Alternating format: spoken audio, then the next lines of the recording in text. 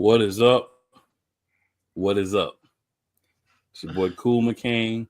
Below me, as you can see, my man Flo with the Bottom Line Sports sign. Shout out to Flo because I do share a lot of my other shows on his sports page, and he hasn't kicked me out yet, so appreciate that. Not yet. Well, you are Eagles fan, so hey, he'll probably kick me out after we win this year. He might be tired of it. Yeah, if you win, you're out. Hey, it's fine. If we win, you put out, put me the fudge out. You know Get him out of here, Eagles fan. Quickly, quick, fast, and hurry. Scrub, what up, man? We here this week, Thanksgiving passed. I enjoyed my life. Now we back to business.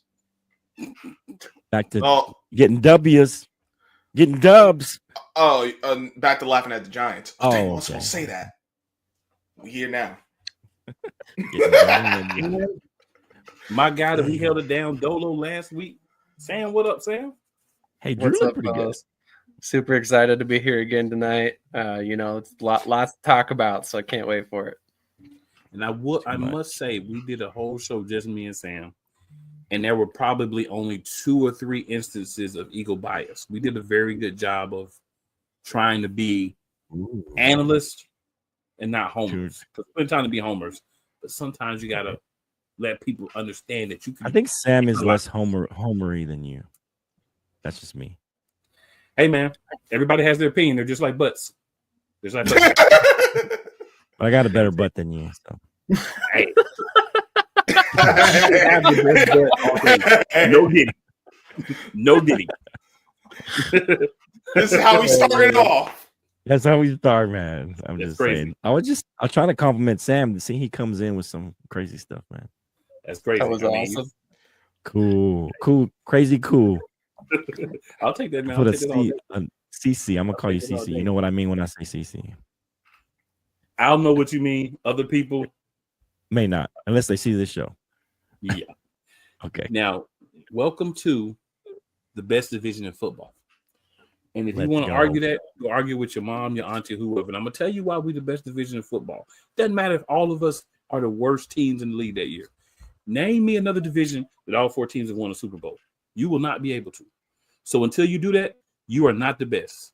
You will not be the best. Sit down and enjoy listening to the best educate you on football. That's arrogant? Go. Absolutely. Is it true? Yes, it is. Deal with it. Okay. Do something about it, but you can't. Right. Except Take the years to get to that point. Giant. We he. So with that being said, y'all, we got to review our games from the previous week. No. Oh, no, we can. Interesting week of football. Interesting week. We got to go all the way back to Thanksgiving and start from there. Turkey Day. Week. So on Thursday, we had the 2-10 Giants at the 5-7. Now 5-7 Dallas Cowboys, of course, because they won that game. They won that game 27-20 at home. I know that the Cowboys lost a couple of games at home, got the home win, so that's what's up. I'm pretty sure, Flo, I know you would have more details, but I'm pretty sure this is how many games have y'all won on Thanksgiving in a row? I'm sure y'all have won quite a few in a row. I don't know how many in a row. I couldn't tell you. I haven't looked that up, but yeah. Yeah, I don't know. I mean, usually they're home games, so since we won 16 before that, I figure it's a few, but I don't. Right. I know you won a couple, but for this losing streak, we had like 16, game home lose. So it's probably been the last 3 Thanksgivings. Maybe this might be the 4th one. Last 3. Yeah. So I was kind of handling business. My personal thing, only thing I'm gonna say about I'm gonna let Flo and Scrub kind of really get into it, but I just want to say I feel like the Giants understood the assignment, and Dallas is like, we still got a chance to do something this season. The Giants like, do you? We trying to have top 5 pick. We understand the assignment. Not saying that they laid down, but just saying that they like, hey, we know what we are. We trying to get this top pick. Are they really? Sam, your thoughts, and then we'll leave it to the guys who were participants in this particular matchup. But it was a good game, a little bit of back and forth. The Cowboys seem to be getting healthy at the right time, so let's see how things play out. What you got for him, Sam? I was surprised. I'm not gonna lie. I was a little surprised that the Giants put up as much fight as they did. Like you said, I think the Cowboys are always convinced that they're in it, even if they're not. Their odds are very slim. So I do like that about the team. They always have that fight in them, to be honest. So that is nice to kind of see that they're still playing for something, even if it doesn't necessarily amount to a playoff victory or a playoff appearance. That they still care, which is always nice to see from NFL players, because I think a lot of these guys check out and just collect a check at points in time. But at the same point, like you mentioned, I think the Giants understand their assignment. They've already moved on from Daniel Jones. They've moved on from the GM, the head coach at this point. They understand that they're in rebuild mode at this point. So they kind of have to try and get the best possible draft pick that they can get. And they kind of, they kept their foot off the gas at certain times in the game. And I think it kind of benefited Dallas to an extent, but it was actually a more competitive game than I expected. So kudos to the Giants, because like you guys said, the Cowboys are getting healthy at the right time. And they could make a run here at the end, to kind of solidify one of those wild card spots. But it'll be interesting to follow, because all of a sudden the NFC in general wild card picture is really kind of heating up a little bit here toward the end of the season. Scrub, we'll let you go, and then we'll let the winner have the last word. What's your thoughts on your Giants? I know they're going to be self-deprecating thoughts or Giants deprecating thoughts, but have at it, my man. Listen, the Giants don't understand an assignment because they haven't understood an assignment all season. They still can't stop the run. For whatever ungodly reason, they have failed at stopping the run. They'll be in the hole and still miss a tackle. What am I supposed to do with that? They struggled running the ball. I mean, Drew Lock had a few good runs, but you didn't get enough from your backs. Wide receivers are still dropping passes. I know they targeted Malik Neighbors quite a bit, but I mean, he's the only one out as far as the wide receivers that's making any kind of impact, which isn't good. Drew Lock, he has some good moments, but then, there's a reason he's Drew Lock. Throwing the pick six, although that was more of a great play by Overshown, I'll give him that. But that fumble, you have to understand, you're only down one possession. You can't fumble the ball in that situation, starting off the second half. This team has a lot of problems. They've shown, and it's the same problems that keep showing themselves up every week, which is what, they can't. And that's the thing, they can't. They're not. They don't need to understand the assignment because they're just that bad. At first, it was like, all right, you got some problems. I thought they could, if you clean this up, that up, they'll be all right, because they've been competitive in almost every game. But we're 13 weeks in. They're a bad football team. It's another sorry season of football in New York. It includes the other team, but we didn't hear about them. But yes, it's not good. It's not a fun time. But this is how they built the team. For a reason, the coaching isn't getting through to these players as far as stopping the run and all that. And this is what they get. So at this point, it's just how many times can I laugh at them before the season ends? That's where I'm at. 4 or 5 more, I think. Of course, because that's what they do.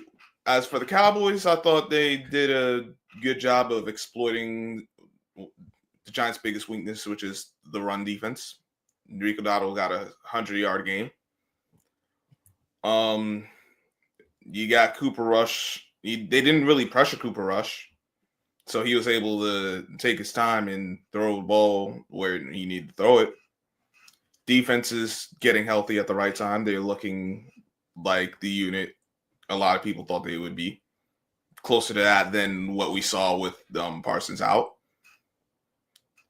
So that's really where we are. It's basically F the Giants. I don't care. I don't care if they win or lose. Well, let me not say it. I don't. In and of itself, no, I don't really care. But I want to see. But can you actually be competitive? Can you stop shooting yourselves in the foot? Can you at least make new mistakes? It'd be nice. But this is the life that you chose. Flo, go ahead. I'm tired of this team. So, there I was. Yeah, I feel like you said, we are getting healthy at the right time. And then our offensive line's coming together finally. We had some new pieces in there, and rookie Cooper Beebe and Brock Hoffman, and then we had an addition of TJ Bass. And so these are 2-year players. And so they were struggling trying to get continuity on offensive line. We had a few people leave, and that we didn't resign and that kind of stuff. So now I think the offensive line is finally coming together. Rico Dowdle had his first 100-yard game of the season, I believe. But even the last 2 games, he's, last game it was 4.5. This game, I think it was 5 something. So he's been, and I think part of that is because of the offensive line is playing better. They have more continuity in there. And then, of course, our defense is getting healthy finally. Micah Parsons came back a few weeks ago, and now they're talking about Tank, as we call him, coming back. DeMarcus Lawrence possibly coming back for the Bengals game. We just got Bland back, I think, a couple weeks ago. And so some of those pieces are coming back. And then I think I talked about this last year, but I even talked about it. I don't know if you guys remember, but I've talked about Overshown. Last year he was hurt, and I thought it was a big loss for us that it could have been a good season. And every time I see him, he flashes off the screen. There's things that you see where he flashes. And then once him and Micah get on the same page, I think that's going to be great for our defense up front. Him as the linebacker, he can take that kind of that linebacker position and take it to another level for us. And then, like at one point, I think we were missing all our starting 4 up front. It's at a free for a few games. Odigizua doing good, but he's a guy that kind of plays off of Micah. He's a guy that, if they're double teaming Micah, he can get in there and do something, kind of like DeMarcus Lawrence. And I just think we're getting healthier at the right time. Ozzie Smith has looked better, having to come in. And then I think we're getting Kneeling back, who is the rookie that was supposed to be good. He got hurt. He's been out for a few weeks. And so we're just finally getting some continuity. We're not going to get Dak back, but, if we have a running game, Cooper Rush can hold it down. So my hope is we win out 10-7. Even if we miss the playoffs at 10-7, I think we call it a successful season, considering all the injuries, considering Dak's, miss almost half the season. And, we had to do it with Cooper Rush and piece it together. So I'll be disappointed if we don't make the playoffs, but if we can win out 10-7, hey, that's all we can do. And I feel like if we get there, that'll be an accomplishment for our team going into the next season. And we'll see what happens. But they got to do it. It's a game at a time. But you want to play your best football in December, and hopefully we're doing that with a good run game. Cooper Rush, he doesn't have to do a whole lot. A lot. Sam Darnold, don't make him be the guy who has to win the game. Just give him a run game, give him some support. Help your quarterback out. Catch the balls and don't drop any. Help him out. Receivers got to help him out and not drop balls and just get open and things like that. So my only concern is, CeeDee's been banged up. So we had an extra long kind of a mini bye playing on Thanksgiving. So hopefully he's coming back a little healthy.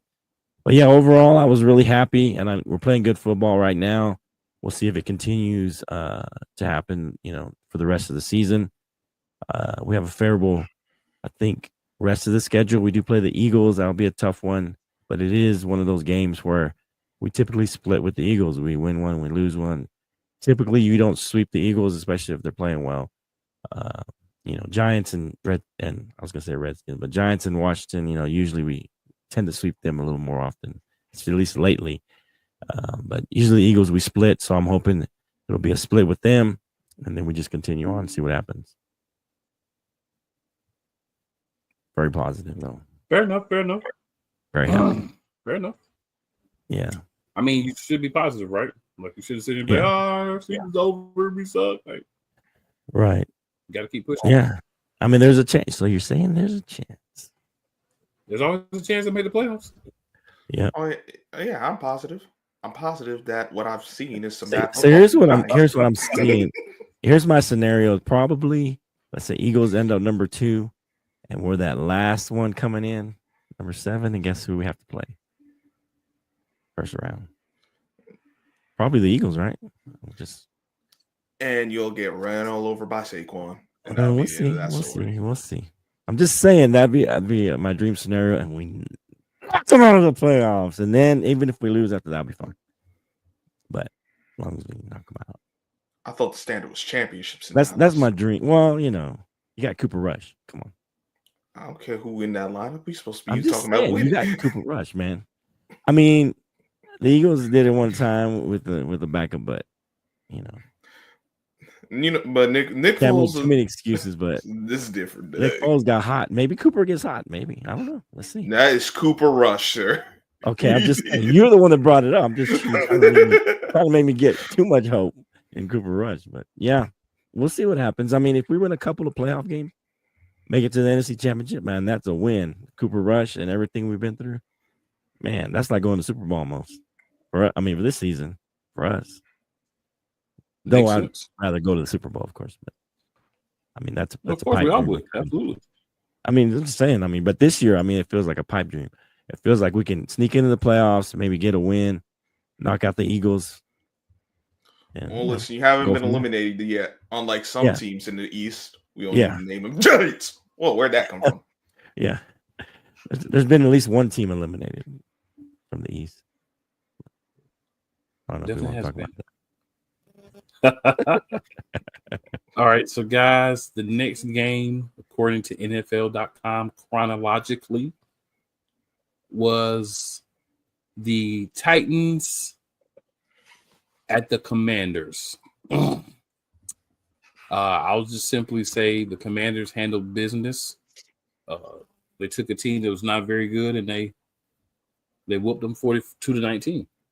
Will Levis, to me, is not an NFL quarterback. And you should beat down a team that has Will Levis as their quarterback. And that's what the Commanders did. No, he didn't have a terrible game. To be fair. That is Will Levis, sir.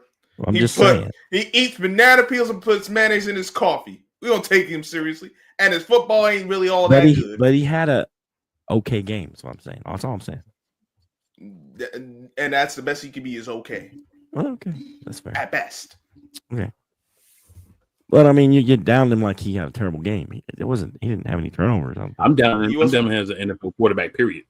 Listen, he's not a difference maker. I'll tell you. Yeah, he'll be their quarterback next year. He'll be their quarterback next year. How I feel about him, the Titans made a mistake. They should have cut Malik Willis and let this boom. This should never draft him. Malik Willis, I don't know. Looked good when he played for the Packers. Yeah. The team that actually has a talent. But they have a better team. They have a better team than the Titans do, though. But that's the Titans' fault. Okay. Right. They let a lot of talent. We talking about this game? Are we going around the horn, or how are we doing this? Or just talk about it? We absolutely going around the horn. Go ahead, sir. Oh, okay. Okay. Want me to go ahead? Sure. Okay. Yeah, I mean, this is the type of game that I've talked about all season. I think one of the first shows I talked about, Jaden Daniels when he was playing, he plays well. I mean, most games for the most part. But I've always said, you got to take away the run game, and they weren't able to do that. I mean, I think they had 267 yards. They almost had 200-yard rushers in Robinson and Rodriguez. So you give him a run game, Jaden Daniels is going to play well. He only had 206 yards. He had an interception, but he had 3 touchdowns. So, he ran around a little bit, but he didn't run around too much. But even he could have run around a little more. So that's what I say. You make him a passer. That's how the teams have beat him. Make him be the guy who has to beat you and pass. They beat the Bears in the last, a Hail Mary, but they almost lost that game doing the same thing. And so I think you make Jaden Daniels be the passer. Make him, don't let the run game get established. But once they do that, that's, the Commanders tend to roll. I mean, if they get that run game going, and Jaden gets comfortable, it's hard to stop. That offense starts to get rolling, and I just feel like the Titans, at some point they kind of gave up. What are they going to do? They're not going to make the playoffs, and I just feel like the Commanders, when they get on a roll early on and they kind of get going, I feel like it's hard to stop them. And so that's what happened. 21 points in the first quarter, 21-0. It kind of fell over at that point, and they just kind of coasted to the rest of the time. So this is how the Commanders win, but you beat them by making Jaden Daniels beat you. Not that he's a terrible quarterback, but he plays better with a solid run game, especially as in his rookie season that I've seen. He has a solid run game. He can play off of that. He can run off of that. He can do play action and things like that, and that's helped him this season.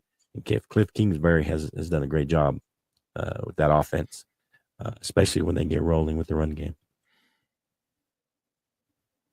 Fair enough. Sam? I was actually gonna, play off basically a lot of the same points that Flo just made. Honestly, if you look across this division, honestly, I don't know that any team can claim to have a better, more rounded backfield than Washington, and this game kind of showed that. Obviously the Eagles have Saquon. That one guy I would take over anybody in the division, running back for running back. But at the same time, depth-wise, I don't think the Eagles necessarily compete with Washington in terms of any one of those guys can step up and have a big game any day. So, I think this was a great showcase game for what Washington can be. But at the same time, like Cool said, they were playing it against a terrible opponent. The Titans have been one of the worst teams in the league this season, and coaching is a big reason why. Regardless of who you've got at quarterback, you need to find a way to kind of make that guy find success, and that's exactly what Washington has done. And they've built an offensive system that caters to Daniel's skill set. That's why he's been, rookie of the week, I think 8 weeks out of 13 starts, and pretty much an unprecedented run from everything I can remember anyway. So, like Flo said, Cliff Kingsbury's been doing a great job designing that offense. And, he's in head coaching consideration for the NFL once again because of the job that he's done, which, I would caution against hiring him as a head coach. But Chicago, I'm looking at you. It's probably going to happen anyway. We'll see what happens. But, ultimately, Washington's been a surprise all season long. I definitely did not think they were going to be this good. And they have definitely played their part in making this the best division in football once again this year. And, it's encouraging to see because obviously if you're going to be in this division, you want to be able to have competitive games. And Washington has done a great job of being competitive against any opponent that's come through their house. So, or come on their schedule, I guess you could say. So great game from Washington. Not a whole lot of thoughts other than that. Really, there isn't much to say about what the Titans did. But, ultimately this – you to be a good team, you have to beat the teams that you're supposed to beat, and obviously Washington's doing that just fine. So, hey, weren't they supposed to beat us a couple weeks ago? Hey, was he sad? Was Coach sad? I didn't get to see the episode. Was he kind of sad? He wasn't. Huh? Oh, he wasn't. Didn't he say they might lose though? Correct me if I'm wrong. No, I'm the one that said. I said we were due for a win, and we're getting people back. I don't know. I can't remember what he said. Because Dallas does well against the division. They've done well against the division for a long time. Yeah, now. That was a division game. He did mention that, but yeah, he said it's a division game and that those can be 50-50. He talked about it on his show too. The records out. Sometimes you throw. He's talking about it on his show too. Oh, okay. As long as he was sad, he had a tear or something. Nah, he wasn't. No. Dang. No tears.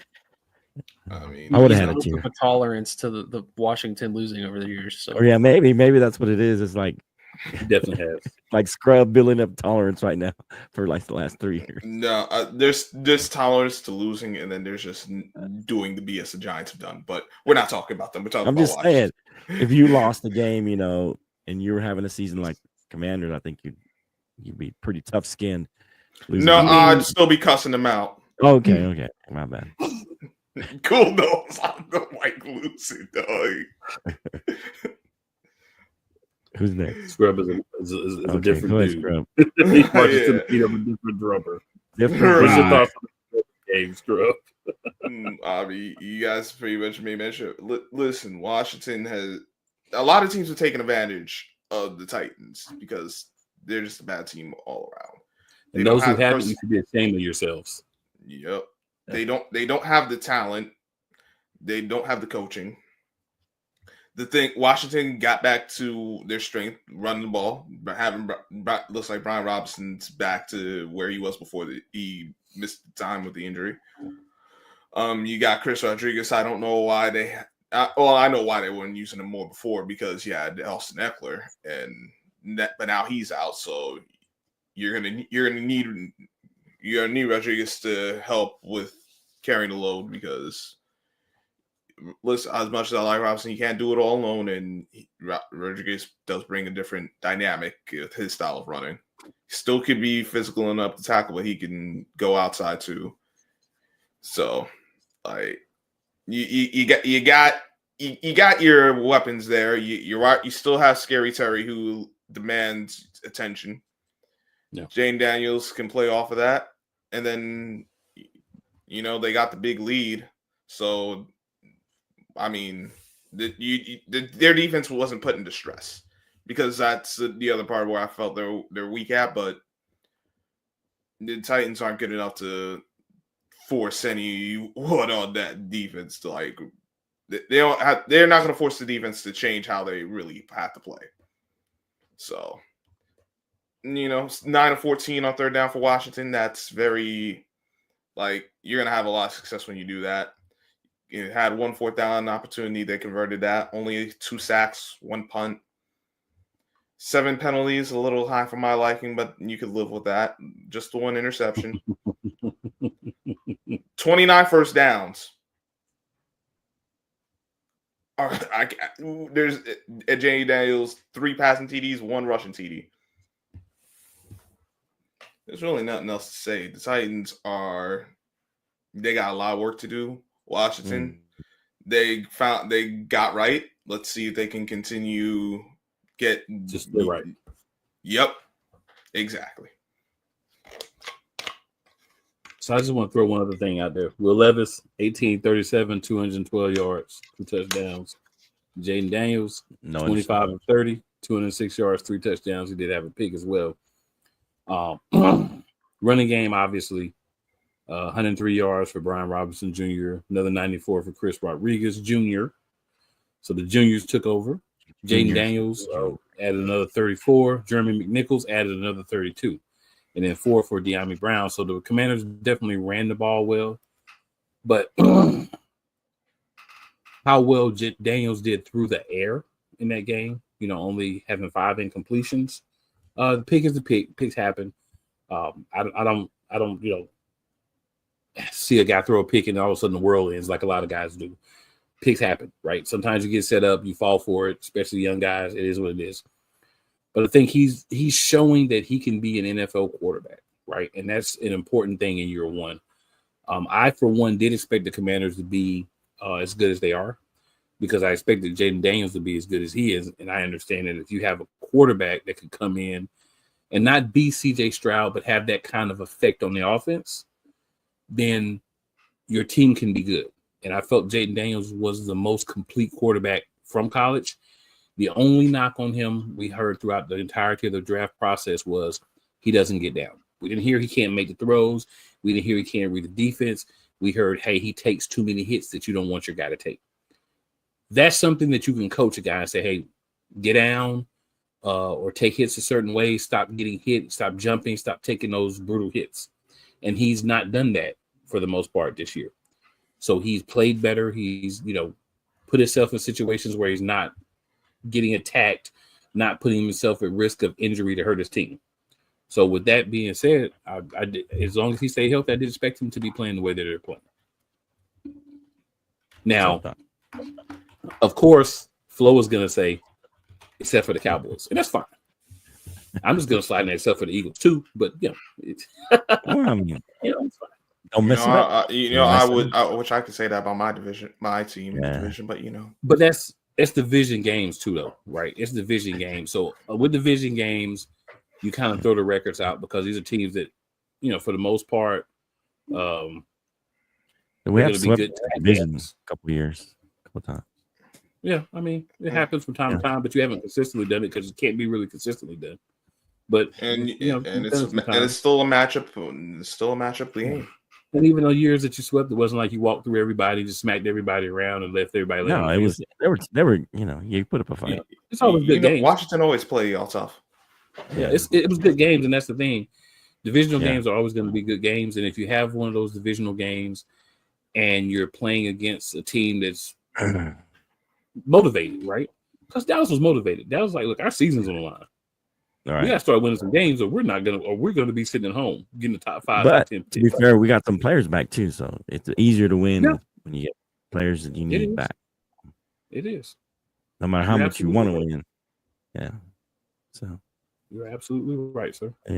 Yeah. All right. So the last game, we have the now 10-2 Eagles against the now 8-5 Baltimore Ravens. The Eagles went into Baltimore and won 24-19. And truthfully, the game wasn't even that close. They just let them have a touchdown at the end because it wasn't going to be enough for them to win the game. I'm going to save my thoughts on this one, and I'm going to let Scrub go first. Then we'll go Flo. I'll go, and then I'll allow Sam to clean up unless, Sam, you want to go, and then I'll clean up. All right, then I'll start it up. I thought the Eagles got off to a slow start again. I thought it was how the game started off. It was like, oh, here we go. They might get themselves ran out, but to the Eagles' credit, they didn't let the game get out of control. I think one of those signs that this wasn't going to be as smooth as it for the Ravens. Justin Tucker, man, I don't know what the hell happened to him. He's fallen off a cliff because he missed the point after. Then could have got it 10-0. Then later in the game, he missed two field goals, which would have gave him the lead. Had he made either one of them at the time, he missed them. Eagles, I thought they did a good job. They stuck with it. The defense wasn't the greatest, but I thought they did a good job keeping Lamar under control. I think part of that was Lamar being a little too passive, but they didn't just give up. They didn't hand him over the keys. Lamar had to make some amazing plays to even get for them to get the points they even did. Eagles, it started slow, but Saquon got going. Once he got going, that was kind of it. Jalen Hurts made some plays. It was an ugly game. If you look, like, statistically, it wasn't pretty. You watch the game, it wasn't pretty, but it was one of those games that, hey, just find a way to win. However you got to do it, make it happen. I thought the Eagles did a better job of that than the Ravens did on their end. And for a while, the Ravens didn't get any third downs. It was like, oh, this is going to be a problem. Because that was another thing I noticed too. I'm like, oh, here we go. But that's the mark of a good team. Even if you're not at your best, you can still find a way to win. You'll grind it out. You'll muck up the game. I thought the defense really did a good job of making it ugly. Made the plays when they really needed to. Listen, for the issues I have with the Eagles, I see a lot more good than bad. This feels like there's a few similarities to what year was that? 2022? I got to the Super Bowl? Well, 2 years back. Yeah, 2022. Yeah. Yeah, like there's a few similarities that I do want to clean up, but this team also feels there's also a distinct difference between that team and this team. And not just from the personnel standpoint, but I feel you're better equipped, health pending, of course. But I think you're better equipped to deal with these ugly games, these games where not where everything might not go well, but you're gonna find by hook or crook they'll pull it out, and that's why I have more confidence in you. Well, prior to last night's game, Thursday night's game with the Lions, I had more confidence in y'all in a postseason situation than the Lions. Now, I think I would still say that, but after what the Lions did, they kind of eased some of those fears I had with them collapsing. So it's going to be interesting. Obviously, there's still a few weeks before we really get into who's going to get the 1 seed and all that. But Eagles did a good job.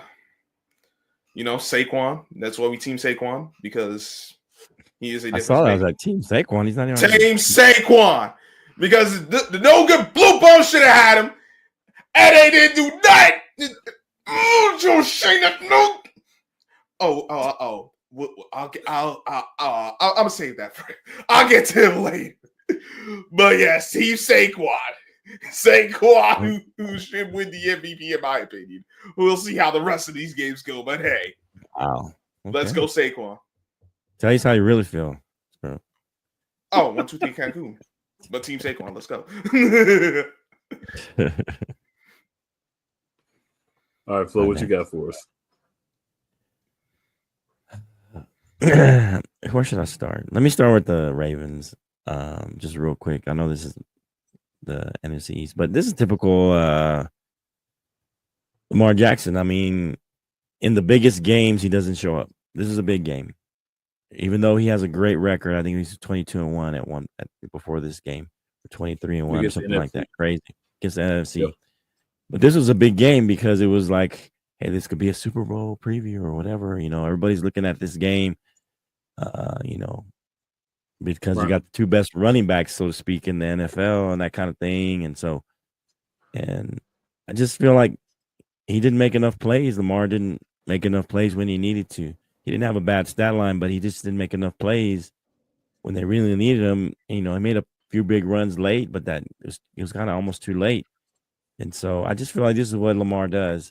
And, he's got to be careful, because their schedule, I mean, they do play the Giants. That's a W. But after that, they got Pittsburgh, who's playing well in the division. Houston, they got to go to Houston. Houston's probably trying to they're trying to play well at the end of the season. They're not just a pushover. And then they got Cleveland. Jameis Winston threw for almost 500 yards the last game. So that's no pushover necessarily. He wants to win. I'm sure he wants to jump in for 1 second, Flo? Just say one thing. Okay. Jameis Winston, who has asked the Lord to deliver him from the pick sixes, and maybe he'll be delivered by that game.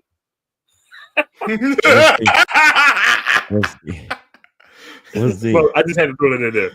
Okay. Listen, you leave King Kong Lady Jameis alone, dog. Hey, Jameis Winston, he's a gunslinger, man. And let me tell you, I think they beat Pittsburgh in that snowstorm. Mm-hmm. And so, I mean, he's a gunslinger. And if he could just cut down a little, if he'd have cut down on one of those pick sixes, they could have won the game. So all I'm saying is, this was a game they needed to win, I think, as far as the Ravens, because you lose 2 more games, that's 7 losses, man. You might be out of the playoffs. I mean, it's possible, but I'm just saying. I mean, that's not good. You can't afford it. I'm just saying it's not good. I know, but this is what the Ravens as a whole do. So I don't think. But last year, the number 1 seed, man, they got the same team. Nothing's changed that much, except they added a great running back.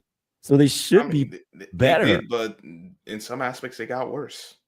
I'm just saying. I don't know. But anyway, on to the Eagles. I mean, Jalen Hurts, he had a pedestrian game, 118 yards. It was efficient, 11-19, 1 touchdown. But he cut down on his the turnovers he was having early on in the season. So he's been more efficient and better at taking care of the ball. He only had 179 last game against the Rams and 1 touchdown, and then 221, no touchdowns the previous game before that. So to me, Saquon Barkley is the motor that runs this engine. And once he breaks off a couple runs and gets going a little bit, I mean, that's what gets the team going. I think this is what Jalen Hurts is. You know, he had an MVP type season back a couple years ago.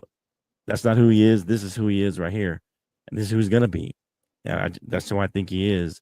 I mean, he's not going to be this great passer. He's not going to be this guy that puts up big numbers. He's going to be able to use his legs to move around. He'll give you an efficient game as long as he keeps playing efficient and taking care of the ball. This is what he's going to do. And you know, get you. Yeah, he's got a great running back now. So, I mean, they're set up on offense to win games. And let's see what happens. But this is a game that was a big, game because everybody was looking to it. But, Saquon won, Derrick Henry 0. And it looks like, the better running back won this time. And we'll see what happens the rest of the season. But, I mean, to me, I don't know if by you guys, Eagles fans, I mean, Jalen looks pedestrian the last few games. So maybe that's how you want to win. Okay, that's fine. I mean, let's see how it goes. But I think you're playing your best football at this time of the season, as a quarterback. But maybe you're fine with winning this way. Hey, if you still win, if you go to the Super Bowl, hey, just keep winning that way, I guess. But I don't know if that's a winning formula unless Saquon just keeps going off every game and get into the playoffs. But we'll see. Before you go, Sam, I will say, listen, Jalen Hurts I've always looked at him as more as a game manager type anyway. He'll make some game changer plays. The thing is, all he has to do is just control the game. You're not asking for him to be MVP. They don't need him to be MVP. They don't need him to pass for 300, 400 yards. Just make the plays when they're there to be made and when they need to be made. That's it. That's really all you need from any viable quarterback. I think that's a mistake they make with Lamar Jackson, is they want him to be the MVP every year. They want him and they just run the ball. If Lamar Jackson will play a little more like Jalen Hurts, he might be the MVP. Two things. One, his mom you heard what his mom said. His mom got on him for not. I'm just saying, if he would play more like Jalen Hurts, he'd have more rushing yards. He'd have more passing yards. But the other issue is they put too much on his plate. They ask him to. But why? Them. You have a great running back. But they've done this every year since he's been there. That's their issue. Why? That doesn't make sense. And then when you get to these big games or really postseason, he's running out of steam because you use them up so much as opposed to utilizing the other parts of your team. So then he can actually carry you in the postseason. I don't get it. I don't know.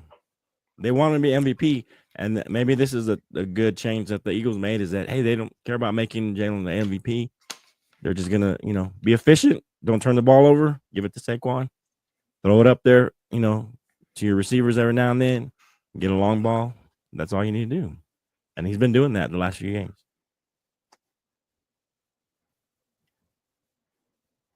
So, if I remember correctly, we won 8 games in a row. Not 2. Not 3. Right. 8 games in a row. So, in that stretch, if I remember correctly, we've won 8 games in a row. Not 2, not 3. We've won 8 games in a row. In that stretch, there have been games the Giants, where Cincinnati, Jacksonville. Okay. Yeah. Go ahead. Also the Cowboys, also the Ravens, also the Rams. Let's not forget those. Yeah, let's not forget. Let's not act like we played the Titans and the Giants 5 times and the Titans and that. That's not what happened. We played the teams that were in front of us the last 8 we played. When he's been more pedestrian, they played the good teams. Don't matter. Actually, find no way to win. It depends on who you consider the good teams. Okay. But the better teams. Again, we've won 8 the last straight. 4 games. How's that? How's that about the last 4 games? We won 8 straight. In that 8 games, there have been games where he's needed to step up. There have been games where he's stepped back a little bit. Saquon's kind of ascended to be the number 1 playmaker on the team. So if that's the case, and I don't agree that it needs to be every game, but if that's your opinion, that's fine. You've made it clear, so now I'm going to make mine clear. So I think there are times where you need Jalen to do more at the quarterback position. I think not having Devontae, because one of my knocks on Jalen Hurts is he's not looking at all the receivers. It doesn't feel like he has trust in some of the receivers. So if it's not, and the numbers will tell you this, if it's not A.J. Brown, if it's not Saquon Barkley out of the backfield, if it's not whoever's the number 1 tight end, and it's not Devontae Smith, he's not looking for the other guys as much. That's not what he did a couple of years ago. That's not what he did last year. This is a regression, I feel, because of a new offense. And I think there's a dichotomy of what he's being told. He's being told one thing by Nick Sirianni, And I feel like he's getting different information from his actual OC and his QB coach. So that's something that they need to get on the same page with to get the best version of Jalen Hurts consistently. If we can win without him putting up big numbers because we're able to run the ball, so be it. But there will be games where teams are going to say, you know what? If Saquon's the main way that you're winning, we're going to take that away from you. That's when you need your quarterback to step up. Games where Saquon's able to get off, games where the defense is playing well, you just need him to not turn the ball over. There is not a quarterback in the history of the NFL that hasn't had stretches where they don't have to put up big numbers and their team still win.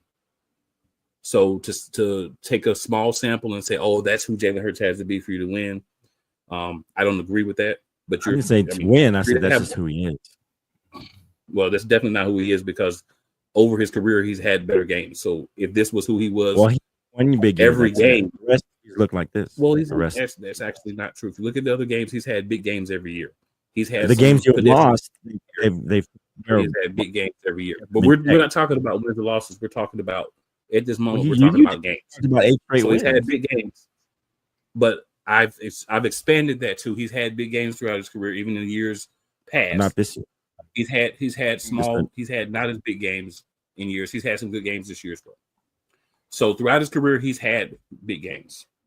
I'll provide the numbers for you next week. He had 1 300-yard passing game this season. But I'll provide the numbers for you of his big games throughout his career because he just didn't have a couple. Not 2 years years ago. I'm ago. talking about this season. Well, you just got through talking about in 2022. I'm saying that was his best season, but that's not who he is. Right, but that's not all of his best games. Right. And that's what I'm saying.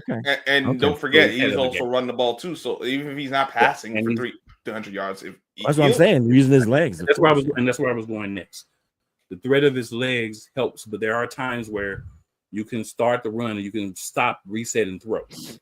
That's something else he needs to work on. He's done that in the past, but he's not doing that now.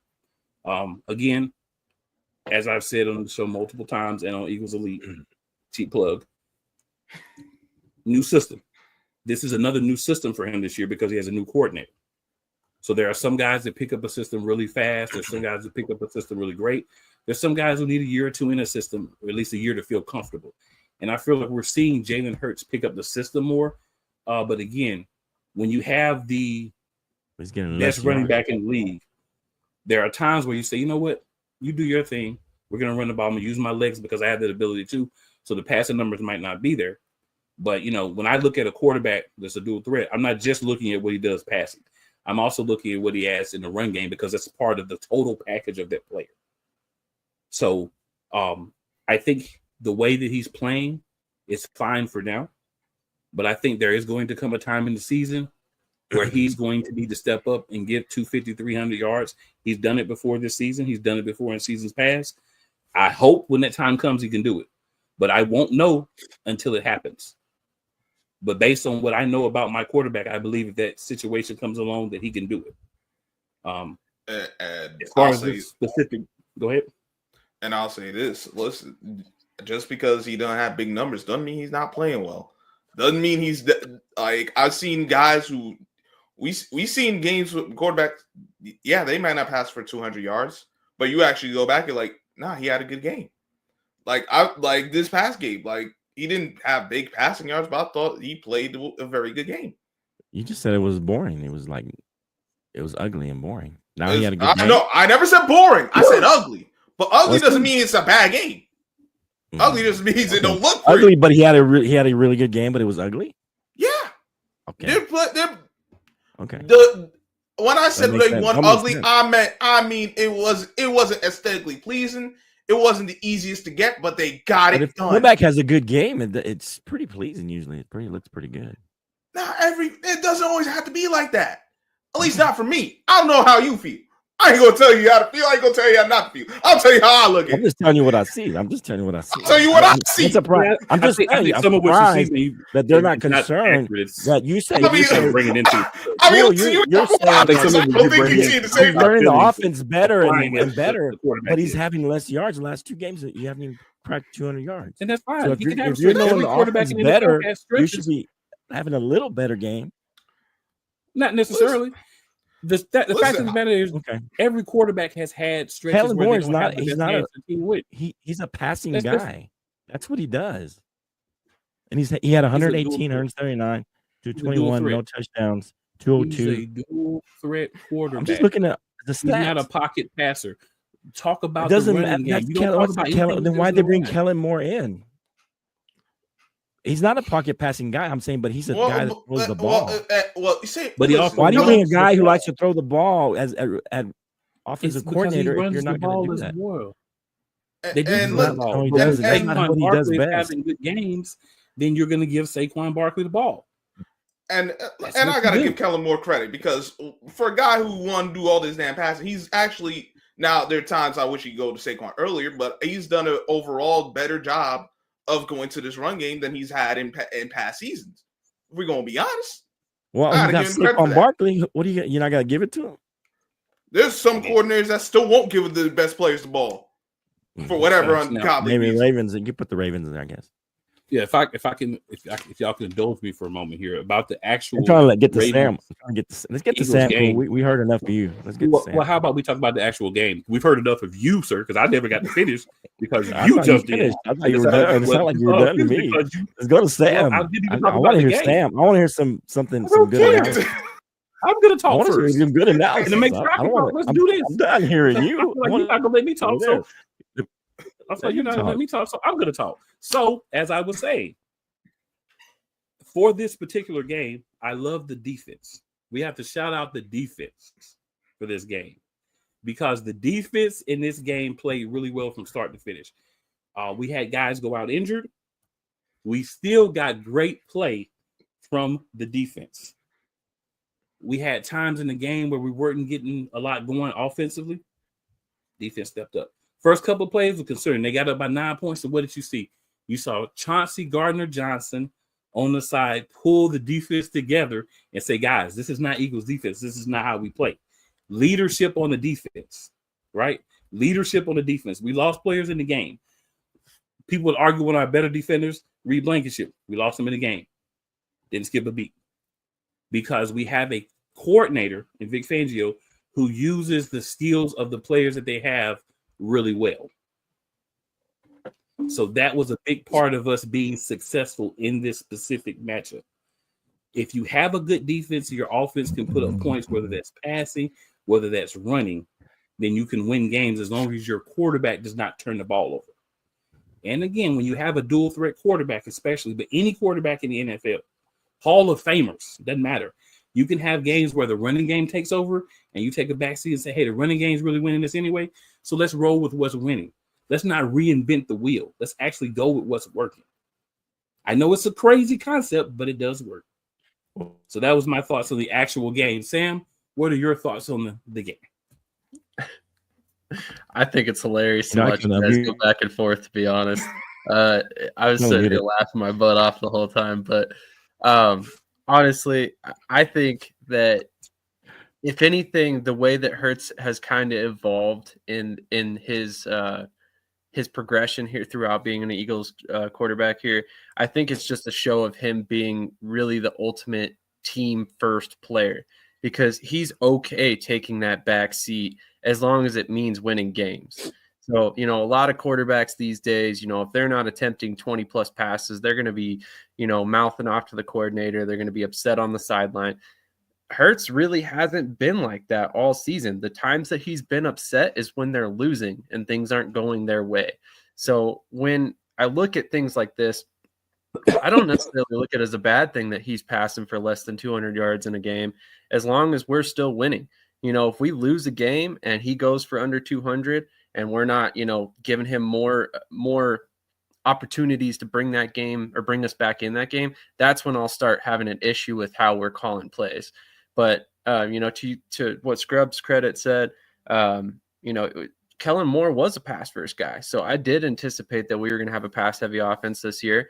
And I was initially annoyed with how little we were feeding Saquon, but lately it's been the opposite. We've been feeding Saquon a lot and letting him take over games, and it's paid off. I mean, the dude's on pace for a record-setting season. He's already topped his career high in rushing yards. He's already matched his career high in touchdowns, and he's already smashing his yards per carry high from when he was a rookie in New York. So I mean, honestly, you can't ask for anything more from Saquon right now than what he's doing.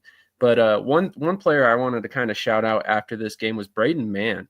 You know, after watching, I can't even remember his name now, to be honest, but our old punter and us talking about it time in and time out about how we wanted him to go because he was terrible. We finally have a guy that can flip field position and help that defense out. You know, 6 punts, he had 5 inside the 20. That is a weapon. I don't care what anybody says. Punters are capable of being a huge weapon, and they have done a great job at helping the defense, you know, hold the Ravens to 19 points. And I actually thought that Lamar Jackson played a great game. I have some questions about the end of the game there with their comeback attempt. It seemed like they were very slow paced. They weren't really trying to rush the situation. It was almost like they had already kind of thrown in the towel and they didn't think they had a chance to win. You know, they got the ball back, I want to say, with like a minute, 20 seconds left. And there was no momentum there from them. And honestly, if it weren't for that huge run by Lamar Jackson at the end, I don't think they score that last touchdown and bring it within, 5 points like they did.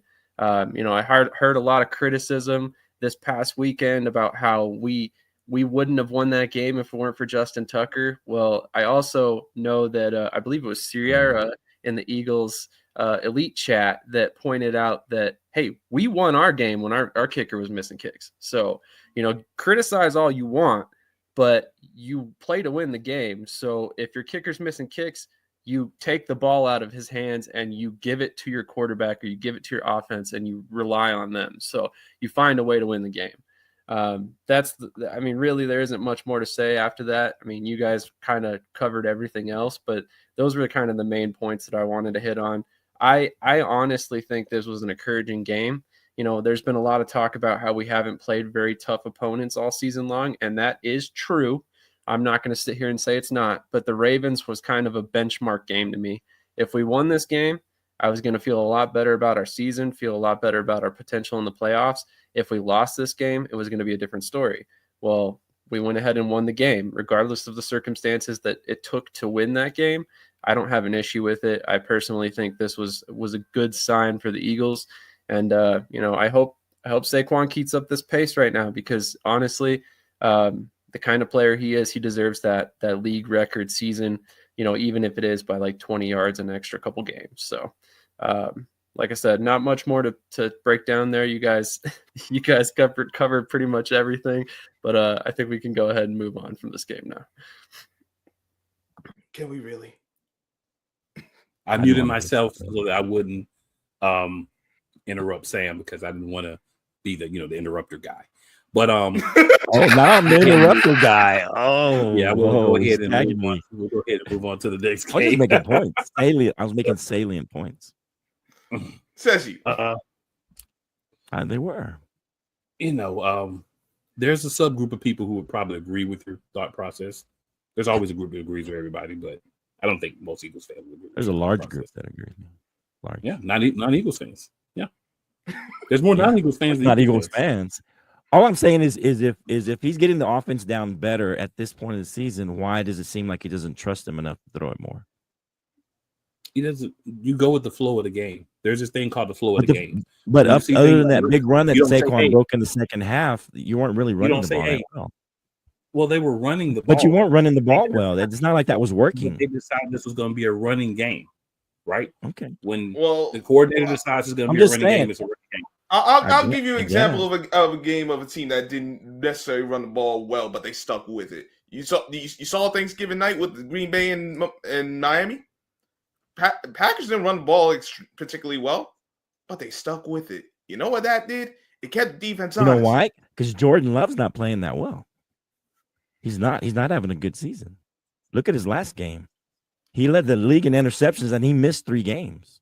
Jordan Love is not having a good season. That's why they're running the ball more. Okay, so you want to use him, that's fine. Then that you think he's not having a good season. You look at his stats. I don't. They're not very good. Just a stat guy. I use the stats, but I don't look at only stats. I watch how dude play, dog. Okay, he threw some crazy interceptions. He's going to take chances. That is Jordan. Crazy Farr. In your own end zone. He threw a pick 6 from his own end zone. He's had some crazy, ugly-looking plays. He's had some crazy. Everybody's touting Jordan Love, and he's not having a great season. When Dak Prescott went out, they had identical numbers, and everybody was saying Dak was having a terrible season, and they were almost identical. Except, you know what? Jordan Love had more interceptions and played 3 less games. But Jordan Love's playing better. Different points in their career too. Jordan Love's a fairly fresh. But I'm saying everybody's touting him, and they don't look. Statistically, they don't look that much. They didn't look that much different at that point. Everybody's touting Josh Allen. Actually, you're not wrong. That's a guy really touting. This who's getting his gleamy. Well, they are, right, and him and Mahomes have the same stats. But I don't think Mahomes has a great season either. I think he's playing. I think he's picked his play up as of late, but he's just making plays when he needs to, for the most part. And that's all. And that's all you can ask for. So, guys, let's go around the horn.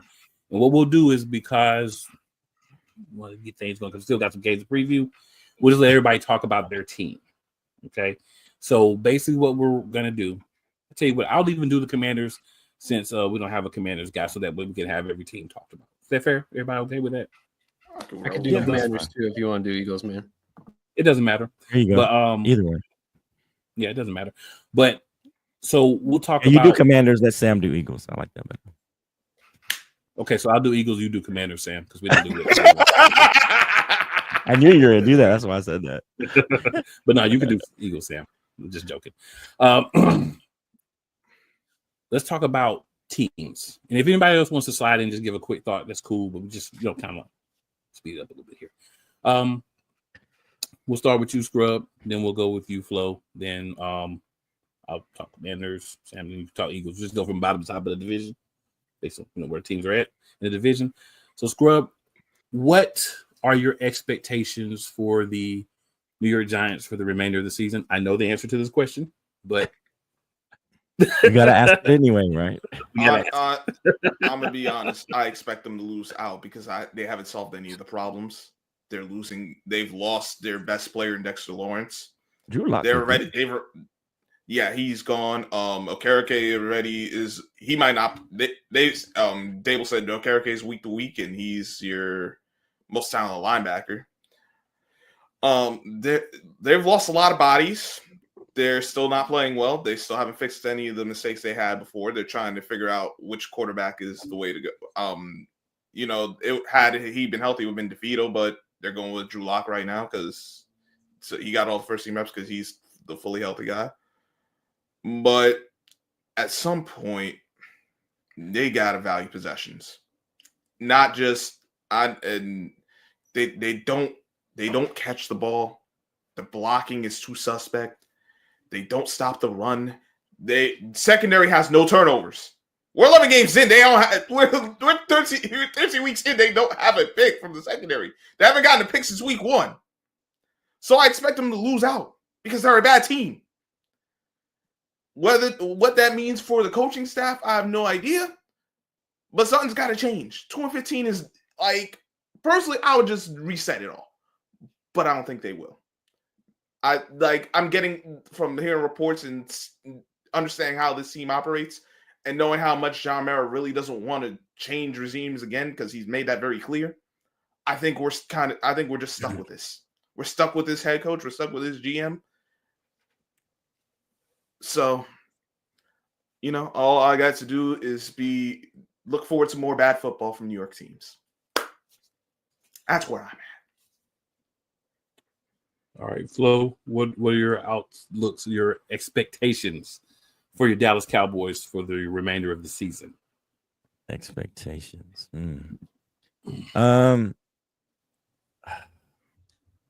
Expectations are that we win out. I mean, that's my expectations. We're getting healthy other than that quarterback. Cooper Rush, he's a quarterback that needs help. He's not going to win the game himself. He can toss it around a little bit, but, he did it at Houston. I think he had over 350 yards, but that was a game where we had to make comebacks, and then he had a terrible, fumble, turned into a touchdown, and that's when it kind of got out of hand. So Cooper Rush is a guy that needs help from his running game. He needs help from his receivers. He needs protection from his O-line so that he's not rushed at all or as little as possible.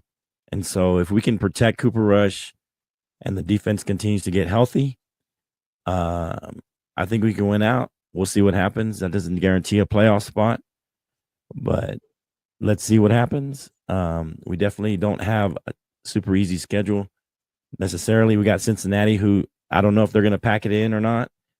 Their offense has looked really good. Carolina, who has looked better. Bryce, Young has looked better.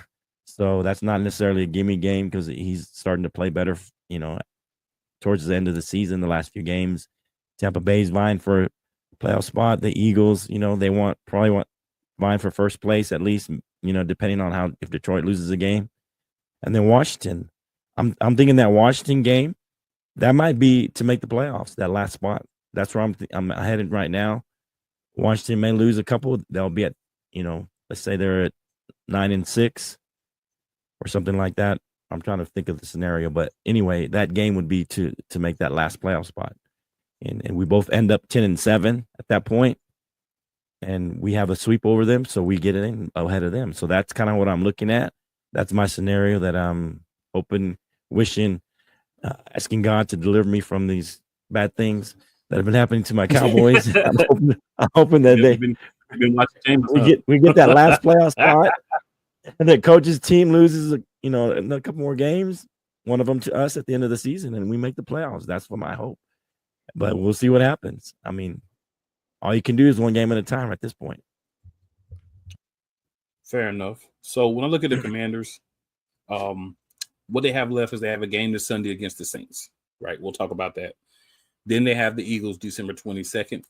They beat us they almost beat us the first game, right? We won, but they could have won that game too.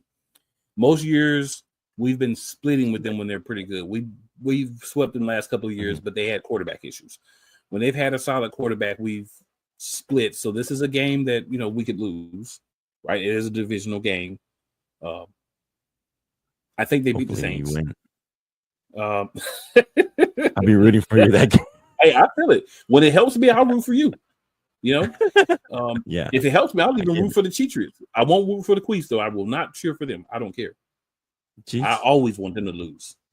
All right. And then they play the Falcons. That's a winnable game because the Falcons is hot and cold in the same game, different games. They might be vying for playoffs. Looks like first cousins or fourth cousins. Depends on what quarter that he's playing in, right?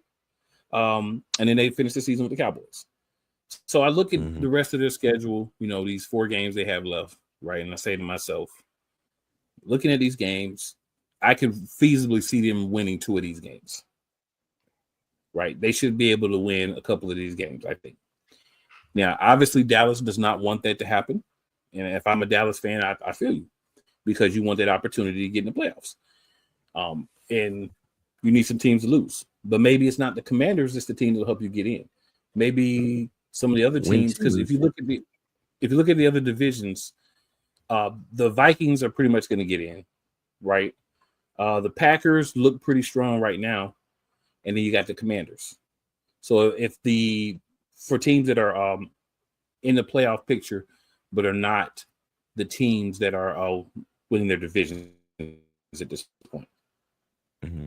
Right. So just to give a quick look at that, you've got Vikings, Packers, and then you've got Commanders. So the Vikings are 10-2, Packers are 9-4, Commanders are 8-5.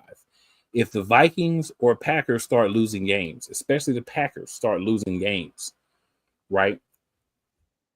Their schedules could be a little simple at times because they do play Detroit. They lose 3. They did play Detroit and lost, and they lost that. So, they get a couple more losses. You got to start winning. Maybe get an opportunity, right? It would take a lot. I see why you would focus on the Commanders just based on their being in the division and where you're at right now. But anything can happen. It's the NFL, right? But I think the Commanders win a couple of games.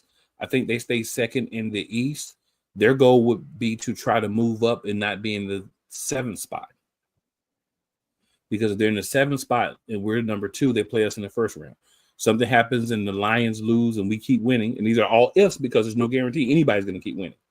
But if that were to happen, then the Lions, they play the Lions in the first game of the season. And what you don't want of the playoffs, and what you don't want really, if you're a lower tier team, you don't really want to play at least the way they're playing at the Eagles or the Lions. because most people say those are two teams the way they're playing right now. They have the best chance to come out of the NFC. And if you're the Eagles or the Lions, you want to be in first or second because you don't want to have to play each other until the NFC Championship game. So if the Eagles are 2-1, the Lions are 2-1, they won't play to the NFC Championship game. It'd just be a question of who would have the home game at that point. But the Lions start to falter. There's two more teams in the division around their back, including Minnesota. So it will be interesting how that plays out. But for the Commanders, I feel like their goal is to try to move up. They're only a game behind sixth place.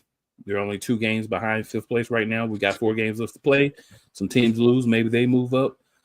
Maybe some teams start losing games they shouldn't, and we get the Commanders and the Cowboys in the playoffs.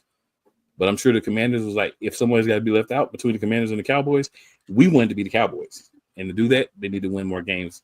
So that would be my look. I think they make the playoffs. I think they're in the wild card. It's just a matter of where their placement will be in the wild card. I agree with that. You just don't want to start slipping at this point in the year because I know you got 8-5, and the other non-division leading teams are a few they're like 2-1. Some of them 1, some of them 2. It's too close. Just control. You can control, win some games. All good. Yeah, but before this Titans game, they lost 3 in a row, so they're not playing their best football right now. They just played a bad team. That's fair. And you have to really wonder if they're going to do anything in the playoffs because of that.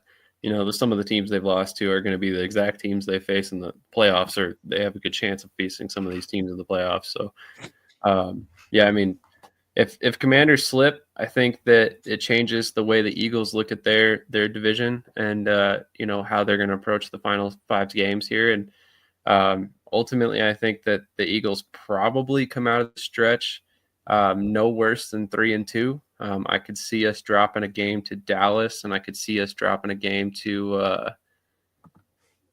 I could see us also dropping the game to the Steelers. And depending on how things go, let me rephrase that. I could see us dropping either the Cowboys game or the Giants game.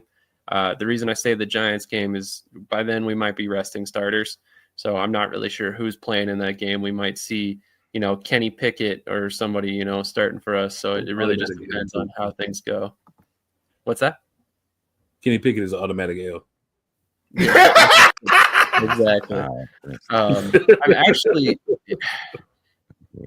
it's weird to say, but I'm kind of hoping that we want to play all our starters in that game because I really want to see Saquon get that record. But the way this plays out in the end, we're playing 4 of the 5 worst rush defenses in the league, and then the Steelers. So, there might be a situation where he's already pretty damn close to that record by the time we play the Giants, and they just get him enough carries to get the record and then pull him from the game. But I could also see a scenario where Sirianni doesn't care about the record, pulls him from the game, and doesn't play him in week 18, and ultimately he misses it by like 15 yards or something crazy like that. So it just depends on how things go. But yeah, I really don't see the Eagles going any worse than 3-2 through this stretch. And even at, if they go 3-2, we're probably still in that 2nd seed. So, I mean, it really, it's really kind of one of those situations where I don't think there's much to gain or much to lose as long as you win 3 games. So, right. Going to be interesting to see how this next stretch goes because, man, the NFC is shaping up to be a very competitive division in the playoffs one way or another. My dream scenario is that that Commanders game is to get in the playoffs. We beat them, but the Commanders and the other teams, they have, NFC. What is it? The NFC West and South. They only have the champions get in. We move up to the 6th seed and we play probably the Seahawks or whoever wins that division. And then the Commanders play the Eagles.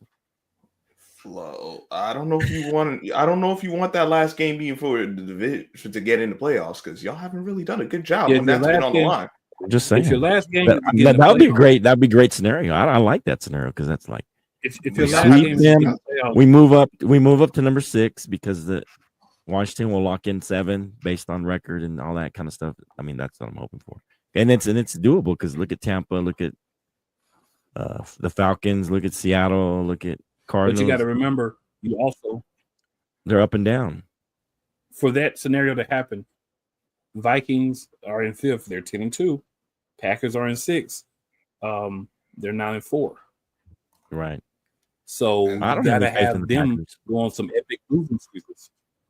Yeah, I could see the Packers. But if they go, because the Packers don't have an easy schedule. They'll still be in over you. They don't have an easy schedule, but if they go 2-3, they go 2-2 the last 4 games. They have 9 losses. How they go 2-5? They have 9 losses if they lose 5. They won't be ahead of us. I'm saying 2 of the last 5, but they've already played 1 and lost it. So if they win 2 of the last 4 games they have left, then they're going to have 11 wins. The most you can get is it's 10, 9, then 10. So if they win 2 more games, they're going to have more wins than you. The Vikings already have 10 wins. So if they win 1 more game, you're going to get in over that. So the best scenario you have is to be 7 and take it from the Commanders. No, I'm just saying that's the best scenario, but I'm just saying so that way Washington gets in. No, I know, but the Packers, the only games the Packers have lost are to the teams that have better records than them. Literally, that's it. The 2 to the Lions, the 1 to the Vikings, and the 1 to the Eagles. They haven't lost to no one else. You're asking a lot right there. Yeah, I mean, but they got to play. I mean, yeah, the game still had to be played, but you got to play Seattle. Hoping they have a tailspin. You're asking. You got to play Minnesota, so that's 2 that could potentially lose. New Orleans, I don't know. Who knows what they're playing for at that point? But I think they won at least. I can see Seattle and Minnesota. So we'll be looking at the updated playoff picture, every week or every other week, just to kind of. I mean, I don't need the Packers what's happening to get out of the. Let's go ahead and talk about these games coming up this. These sorry ass games. I feel you. Okay. Let's go. So, of course, the reason the Commanders only have 4 games left is because they have a bye this week. So they're on bye. So we only have 3 divisional games this week. Mm-hmm. We'll start them, of course, in order, where they're on NFL.com, as we do every week. So we'll start with the 4-8 Saints against the 2-10 New York Giants. Flo, let's let you start this one off. Let you bust it open on this one. Okay.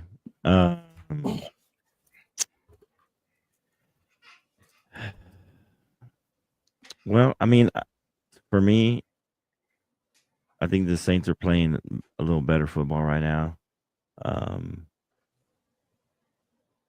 Ever since Derek Carr came back from his injury, and I haven't looked to see if he's injured or he got hurt again, but I don't think he did. But he's healthy. Is he healthy? Okay, because I know he was banged up and then he came back. But he's looked better. I mean, he struggled a little bit against LA, but he had some pretty good games. He was pretty good in Cleveland, who has a decent defense. He was efficient, 21 for 27, 248 yards and 2 touchdowns. Against Atlanta, he played well. Against Carolina, played fairly well. So I mean, even against KC, he played okay. They were in that game against the Chiefs. So I just see hey, they want to. I think a team like this, I mean, they don't gain anything by losing out like the Giants might. So I think they're going to play tough this game, and I just see like the Saints and Derek Carr. He wants to finish out. If he can finish out 9-8, I think he'd want to do that. Even at 8-9 or whatever. So we'll see. But I think this is a game that the Saints can win. I think, for Scrub, I think they want them to tank. We'll see what happens. But I just think the Saints are playing a little better, and I don't know what the Giants have to play for in this game. So I see the Saints winning this game. Not too easily, but maybe a 7-point game or a 10-point game. Yeah, I'll go next. I think the Saints should win this game. I mean, as we said before, the Giants understand their assignment. And at this point, the Saints sure. have it. Yeah. I think the Saints 10 losses. Still want to finish out. Yeah, I think the Saints still want to finish out the season as strong as they possibly can. Tough stretch. They had to put in their wish Patty Mahomes. It didn't work out too well, but that's why he's the wish Patty Mahomes. But now they got Carr back, so try to get a couple of wins and on a solid note in the division. Patty. I would say the Giants will probably put up a tough showing as they have, right? Because you want to go fight. You don't want to just go lay down and get beat down 50 something to 7 or 14 or whatever. You want to go out and play, execute, play the best you can. You just understand, right now the way things are shaking, you're not a very good team, but that doesn't mean you don't go out and compete. Even if you compete, you can still understand your assignment. So I think that's what's going to happen in that game. Saints do win. Sam, we'll go with you, and then we'll let Scrub finish off since this is his team, the Mighty Mighty Giants. But New York football Giants, maybe. So I think the Saints have more. How do I want to put this? So I think the Saints coaching staff has more to lose if they lose this game than the Giants do. So like you said, the Giants kind of understand their assignment. They want to lose out. They want to get the highest draft pick possible. Whereas on the flip side, the Saints and Darren Rizzi is trying to make a case for himself to be a head coach at some point. He's already 2-1. If he continues to find some momentum here, maybe there's a potential that he gets the full-time job with the Saints. So I really think the Saints are going to come into this very motivated. And I guess this is also a homecoming game for him of some sort. So at that point, I mean, I definitely think he's going to be playing with the Saints will be playing with everything they got to try and get a win here and continue to progress towards a potential playoff spot. So, I mean, that's definitely a big thing for the Saints. And like you said, the Giants are essentially checked out for the season. I think they still want to be competitive.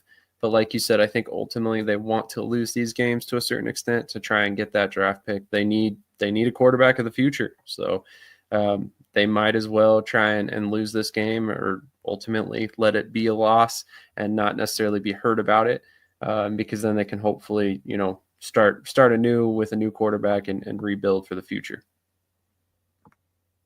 He said not be heard about it. Scrub. Sorry, Scrub. What you got for us? Listen.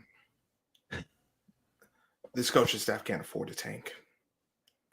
Because while there's still the reports that they could be they've lost so many games in the same way. It's looked so ugly.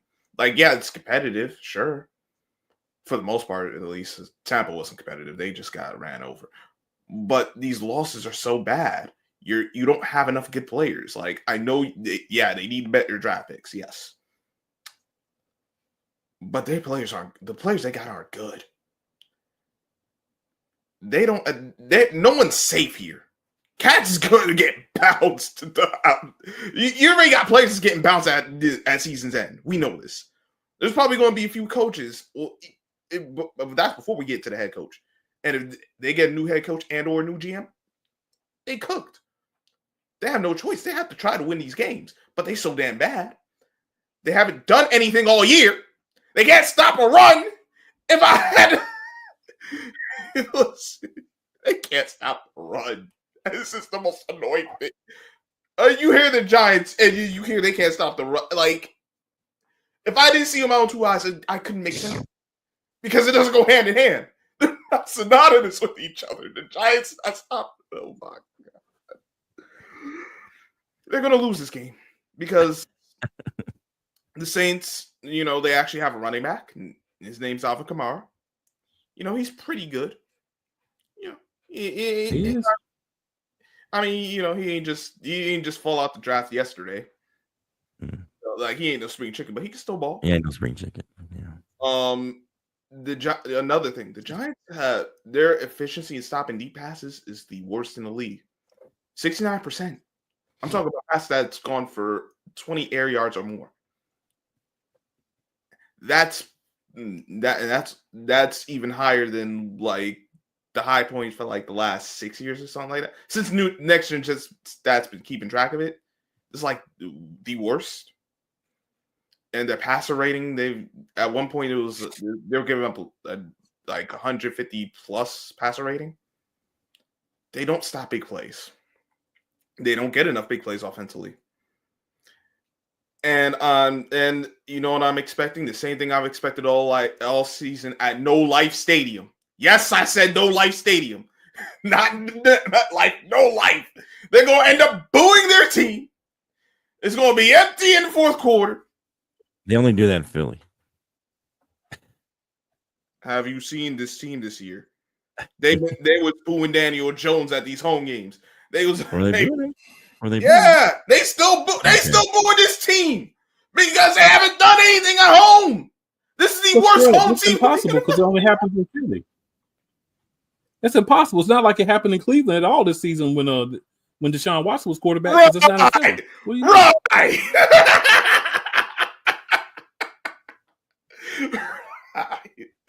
Man, listen, we couldn't even beat the. Listen, Dallas could have won a whole game, and we let him have that. You think we stopping the dang on Saints? I know they ain't got that top two receivers, but you think we really gonna stop the Saints? You think they can stop the Saints? They got MVS, baby. MVS. And he might end up having more yards than any receiver on the Giants this week. He looks pretty good lately. And the thing with the Giants is the only thing I'll add about the Giants is they got to stop they worse than Jalen Hurts, and it's whoever's quarterback. They look for one guy and one guy only, and they don't care if he's open or not. They're going to throw him the ball. Well, at one point, they wasn't even look. They don't know how to get him open for whatever reason. They don't know how to go to him. You know, and the other guys can't make plays either. Sometimes. You throw the ball to somebody else sometimes. That's how you get them open. Well, but Wan'Dale Robinson is a guy. Darius Slayton dropped too many damn passes. Jay Hyde can't see the field. And now we lost. Like, listen, Giants gonna lose out. I'm gonna laugh at this team again. Hopefully, we just reset it all because I think that's what they need. Because if they reset it all, we all get it. If not, I'll be cussing this team out for another season. But yeah, we could get on to another team. Ain't no worry about No Life Stadium Giants. I know the same thing. We got the 3-9 Carolina Panthers traveling to the 10-2 Philadelphia Eagles. Oh, this is the definition of trap game. This is everything a trap game was. Because at the end of the day, you just come off a big win against Baltimore. A lot of people didn't have us beating Baltimore. A lot of fans didn't have us beating Baltimore, right? And now you go and you play a team that you should beat. So these are the games that are just as important as winning the big games. You want to keep pace with the Lions to have an opportunity to get that number one seed. You have to win the game. You have to treat this like this is, the Lions, right? You have to go into this game and look for a different cat. Like this is the Lions and not the Panthers. You want to go in, you want to win the game, and you want to, not have the letdown because there's still this and 4 of the games that you need to play this season. You still have to play the whole NFC East again. You still also have to play the Steelers again. Play the Steelers and this game. So don't look ahead. Don't let this be a letdown. Live in the moment of 3-9 Panthers at 10-2 Eagles. Go out. Execute on defense, execute on offense. A lot of people say, "Oh, they're going to blow them out. This should be a 30-point game." If you look back over our track record, and I know Flo will agree with this, we're not out here world-beating, dominating teams like that. We've had like 1 or 2 impressive wins this year, but we're not dominating world-beating teams this year.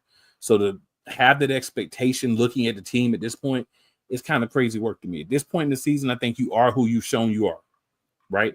You can improve a little bit, but you're not going to go from a team that doesn't score in the fourth quarter to putting up 10, 15, 10, 14, 21 points in the first quarter. I'd be happy if we can get 2 field goals in the first quarter or maybe a touchdown, right? But that's not who the Philadelphia Eagles have shown that they are, unless it's a turnover. So understand who your team is. Temper your expectations as a fan, if you're betting or not, based on what your team has shown you. This team has shown you the last 3 quarters, the offense plays better than it does in the first. So if you're out there making bets and you're betting on the Eagles to do this or do that in the first quarter, you might as well just put that money on the street because that's where it's going to be.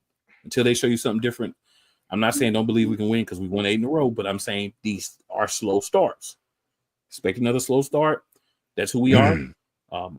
We get it together. Hopefully, the defense plays well. The defense doesn't overlook this team, and we go out and we handle business.